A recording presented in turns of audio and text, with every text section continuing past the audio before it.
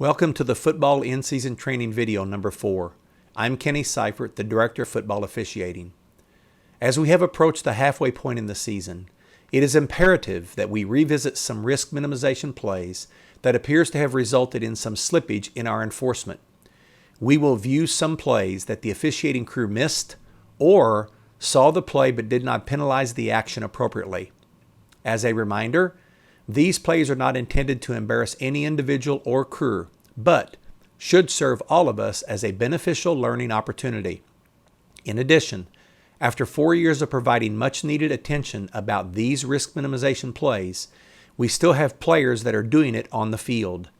This means that not all coaches are doing a good job of teaching, and not all crews are doing a good job of penalizing. This is not good for the game, much less the safety of the players. Now let's get started, but before we do, let's once again define what a defenseless player is. Targeting? Since the defender took aim and initiated contact above the shoulders with his shoulder, the answer is yes.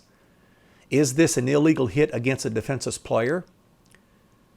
Since A13 in red is still considered to be a runner, as his forward progress in this play has not yet been stopped, some might say that it does not perfectly fit the description of a runner already in the grasp of a tackler and whose forward progress has been stopped. However, based upon the definition of a defenseless player, which is a player whose physical positioning is especially vulnerable to injury, I would venture to say yes, the physical positioning of this player made him vulnerable to injury, and therefore this is an illegal hit against a defenseless player by B24 in white. In either situation, since the penalty carries a 15-yard enforcement, it wouldn't matter which one was chosen.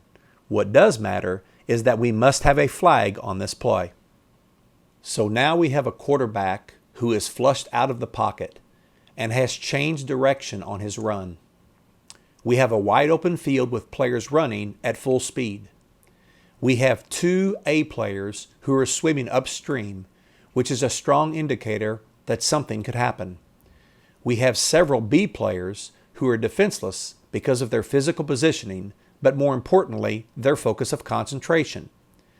A11 has an opportunity to initiate forceful contact with his open hands, which would make this a legal hit. Unfortunately, he initiated forceful contact with his shoulders and body.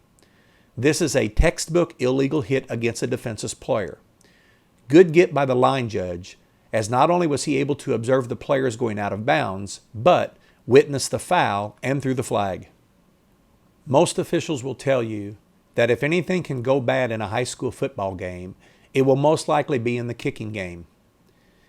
We have several offensive players swimming upstream. We have a defenseless player trying to get to the runner, and his focus of concentration makes him defenseless. Forceful contact? Absolutely. Initiated with open hands? No. Illegal? Yes. A 15-yard penalty from the spot of the foul. Great patience by the back judge to see the whole play from start to finish before making the decision to drop the flag. This is a very difficult play to make a decision on in real time as to the legality of the contact.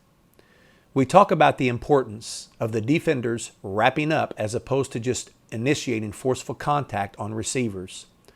Although this play will most likely be debated from both sides, here's what I will say about the play. The defender was committed prior to the overthrow. The defender had a low strike zone, meaning there was no contact above the shoulders. The contact was a glancing blow as opposed to a full-on forceful hit.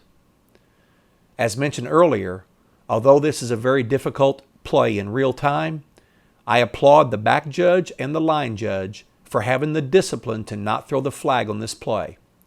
Sometimes it just hurts to play football.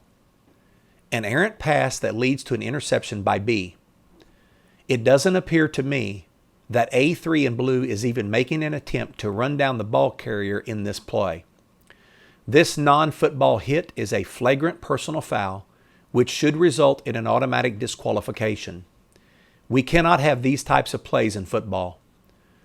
The silver lining on this play is the outstanding sportsmanship displayed by B31 in white.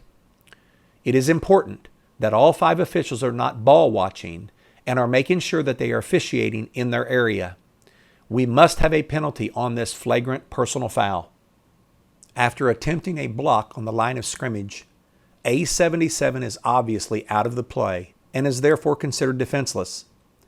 The actions of B44 in maroon do not resemble a common football action that is relative to the play that is occurring on the field. This is the end zone view of the same play.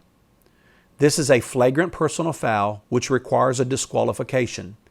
We must see and we must penalize this foul. We are now on the backside of the regular season. This is the time of the season that each game tends to take on more of a significant meaning to the players, coaches, schools, and school communities.